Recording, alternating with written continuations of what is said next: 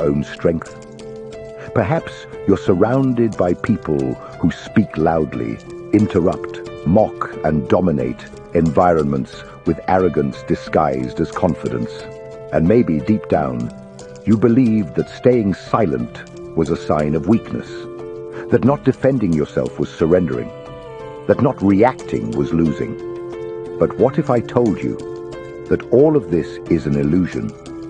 That true power has never been in words, but in their absence. Nietzsche, one of the most misunderstood thinkers in history, saw something that few have the courage to admit. Those who talk too much reveal too much. Those who need to convince are already at a disadvantage. The world teaches us that we must fight, explain ourselves, defend our ideas, as if every conversation were a battle for the truth.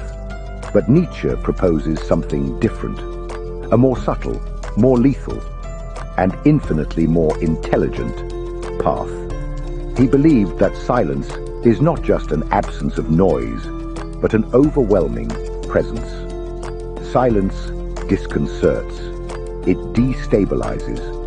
It forces the other to confront themselves. This video is for you who constantly feels ignored, overshadowed, invalidated. For you who leaves conversations with the feeling that no one really heard what you meant to say. For you who is tired of being the easy target, the nice one, the one who tries to keep the peace while others take advantage of your calm.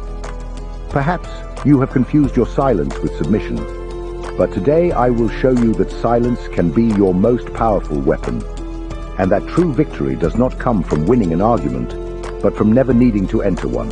Get ready to see silence in a new light, not as an absence of response, but as the definitive response. Let's dive into Nietzsche's ideas and discover how to master any situation without saying a single word. Why do we feel such a need to respond, to rebut, to correct, to prove that we are right? Because deep down, we have been conditioned to believe that the truth must be defended tooth and nail, that if we remain silent, we are allowing others to win. But Nietzsche saw this as a symptom of our deepest weakness, the fear of appearing weak. And behind this fear lies the ego, a fragile ego that cannot stand being questioned, that confuses disagreement with attack, and that turns any conversation into a battlefield. Nietzsche said that most people do not seek the truth when they argue. They seek power.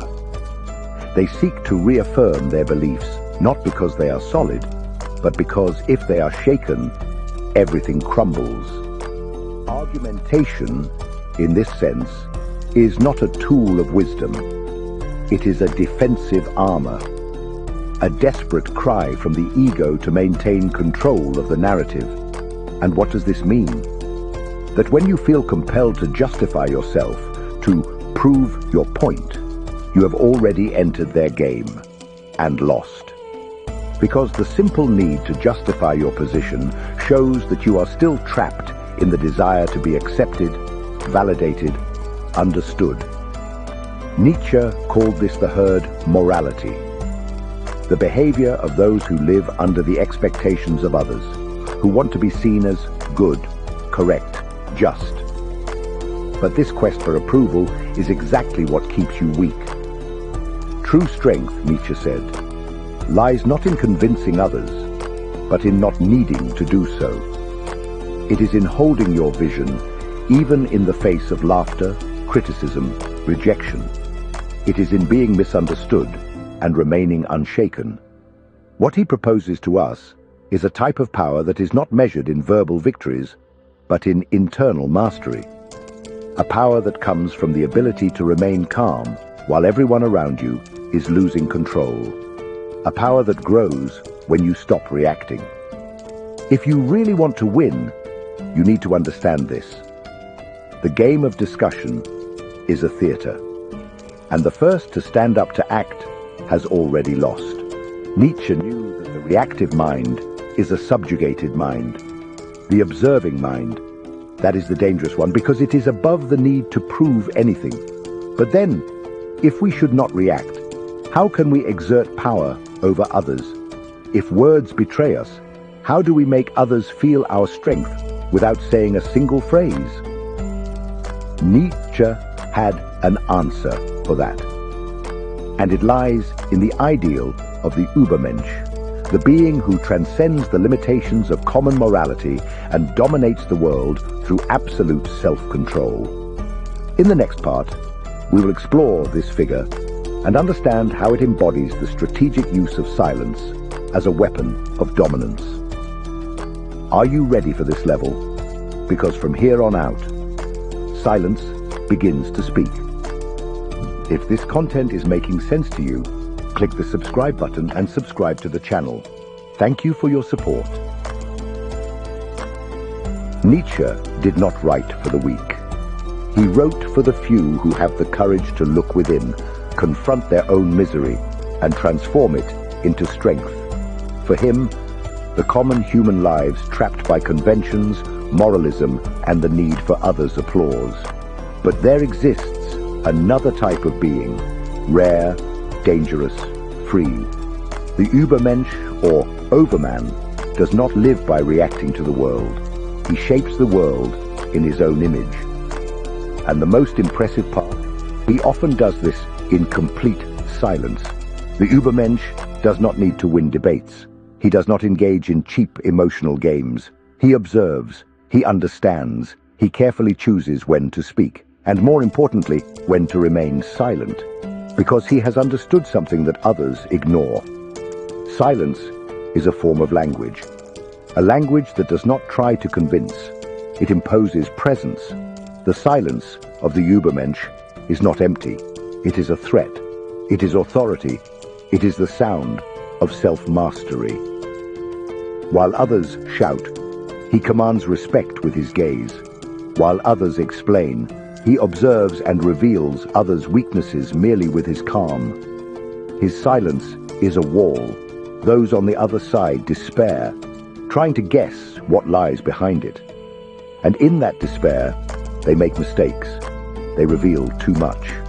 They lose their balance. This silence is not passivity. It is absolute control of one's own energy. It is strategic economy. The Übermensch knows that every spoken word is a revealed move. Every emotional reaction is an exposure of a weak point. That is why he remains quiet. Not because he has nothing to say, but because he does not need to say anything. He has transcended the need to prove something to someone. His presence already speaks for him. And more than that, it disturbs, because his silence forces others to look within, to deal with their own noise. In a society of noise, those who master silence are kings. Nietzsche saw the Übermensch as one who creates his own values, his own rules, his own morality. He does not depend on anyone's validation, and that is why he is feared. Because nothing destabilizes more than an individual who cannot be manipulated by guilt, fear, or the need for acceptance. His silence is the shield against all these mechanisms, and when he speaks, it is because his words will topple an empire. But this raises an essential question. What makes silence so unsettling for others? Why do so many people feel threatened when someone simply chooses not to react? What happens within the human mind when the expected confrontation is replaced by an overwhelming absence? The answer lies in psychology, and that is exactly what we will explore in the next part. Because to understand the power of silence, we first need to understand the chaos it generates in the minds of others. And believe me, it is much deeper than it seems. Silence is not just the absence of sound. It is a mirror, and what it reflects for many is unbearable.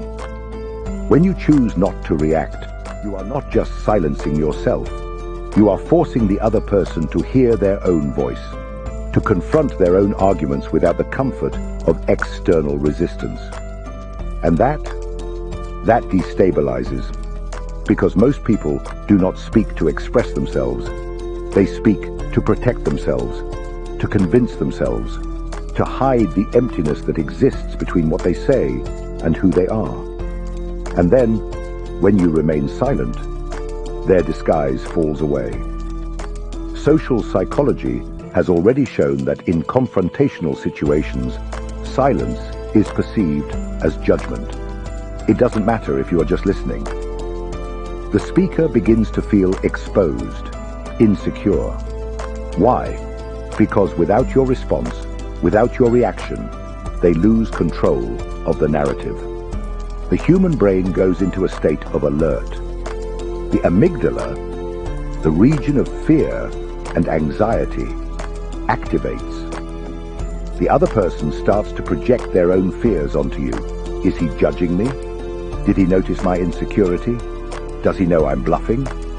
And in this psychological battlefield, silence acts like an invisible blade. It cuts where no one sees, but everyone feels. Nietzsche sensed this long before modern psychology confirmed it. For him, the average person lives as a slave to their reactions.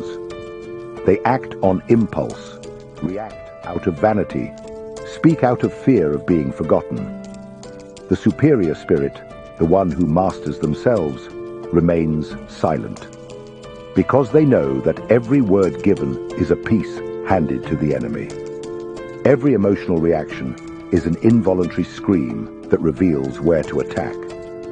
Moreover, silence has a devastating effect on manipulators. People who thrive on the emotional control of others depend on their reactions to stay in the game. When you do not react, you break the cycle, and the manipulator panics. They need your response to validate their own position. Without it, they lose themselves. They reveal themselves. They show the weakness they have tried so hard to hide. But there is something even deeper. Silence also triggers unresolved pains. It activates traumas of rejection, abandonment, humiliation, because suddenly the other person realizes they are not at the center, that their words are not enough, that their presence does not make an impact. And this is intolerable for the narcissistic ego. That is why, when you remain silent, you are not just defending yourself. You are attacking where it hurts the most, at the center of the illusion. This is why silence requires strength. It is uncomfortable, not just for others, but for you as well.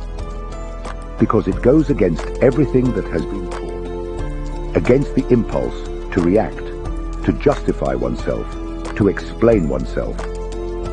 But it is precisely for this reason that it is powerful. Because it demands mastery, and mastery is true power.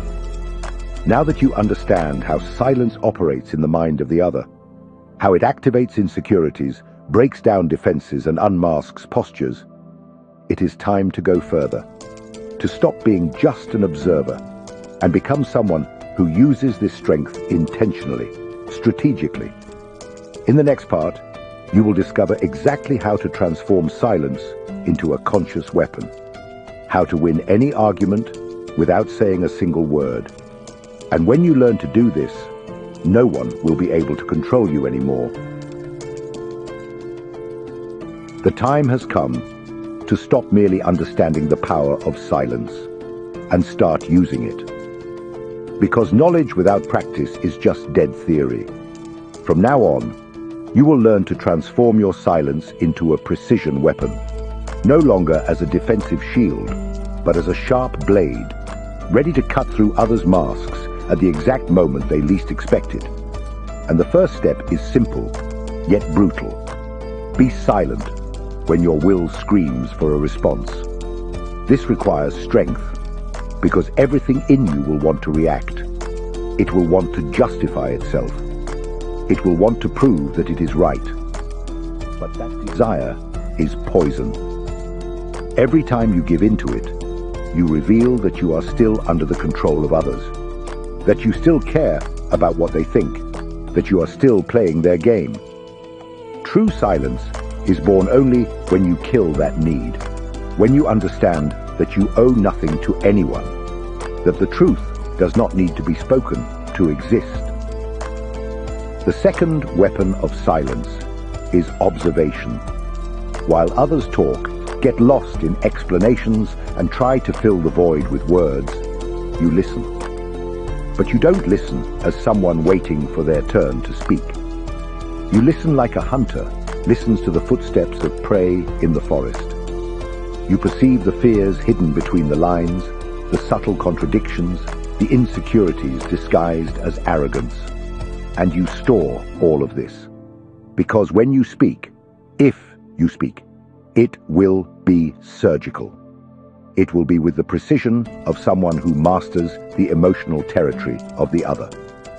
The third weapon, time. Learn to let silence last. The pause is an element of tension, and tension is power. While the other person speaks, waiting for your reaction, and it doesn't come, they experience an internal collapse. The discomfort grows. Their mind begins to fill the void with assumptions, fears, paranoia. A simple look from you accompanied by silence can have more impact than 10 well-formulated sentences. The fourth weapon, unpredictability. When you master silence, you become unpredictable. And the unpredictable is always feared. Because people don't know what to expect from you. And when they don't know what to expect, they lose the advantage. They become cautious. They start measuring every word. You invert the logic of interaction. From reactive, you become the gravitational center of the conversation. At this point, silence is not absence. It is pure dominance. But be careful. Do not confuse silence with passivity. Nietzsche was never an advocate of weakness. The silence we are talking about here is active, tense, charged with intention.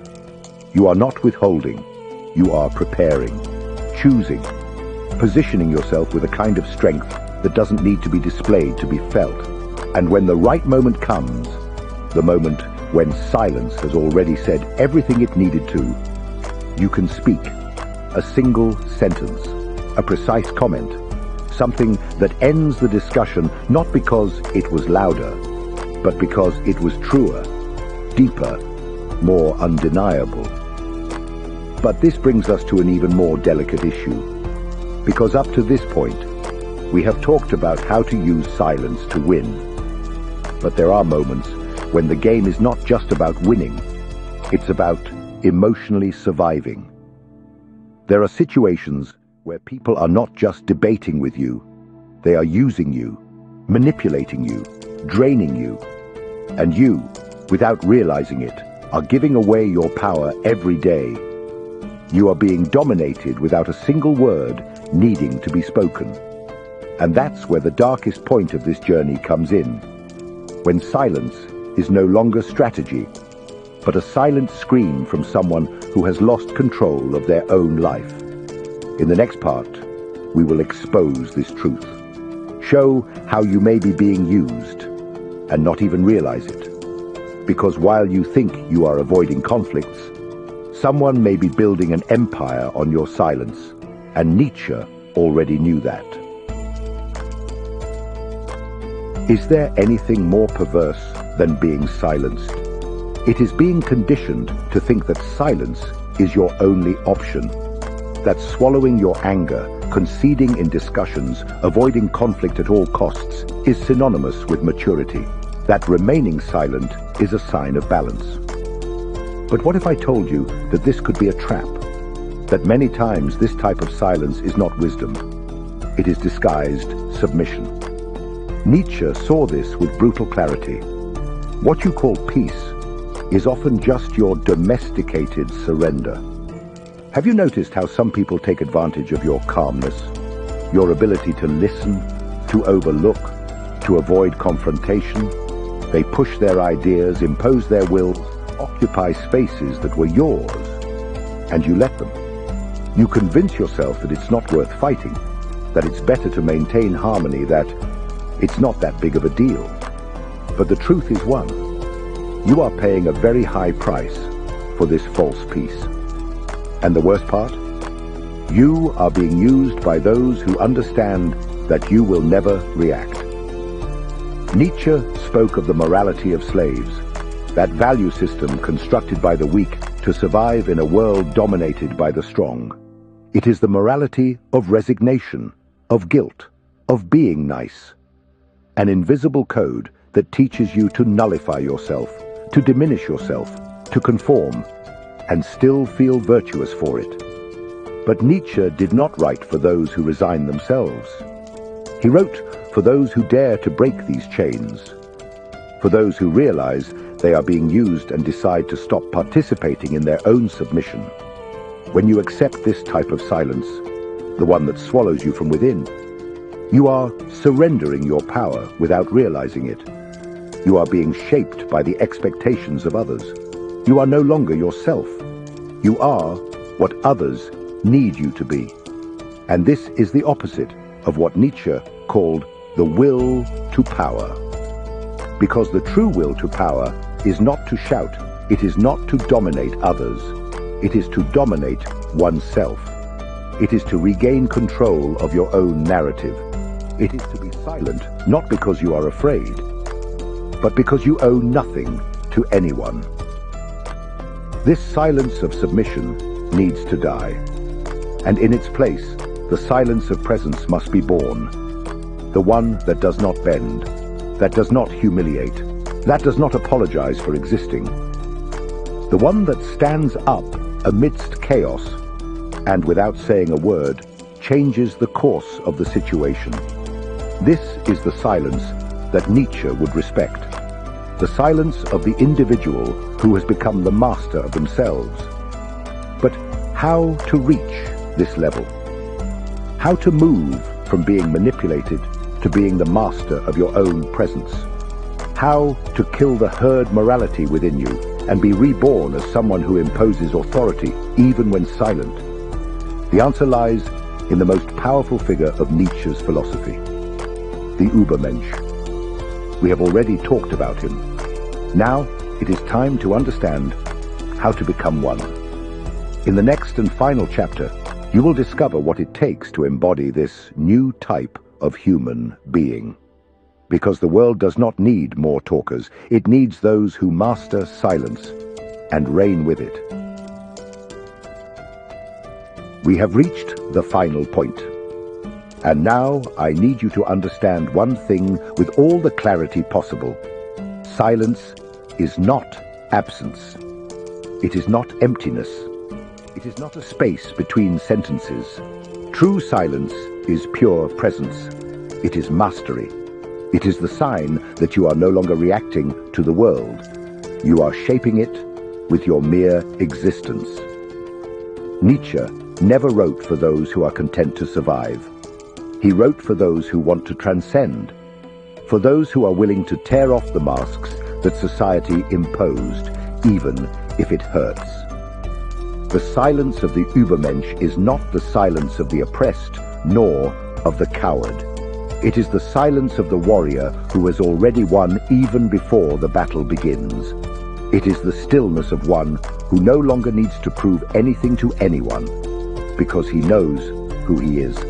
And more importantly, he knows what he deserves. Now look at your life.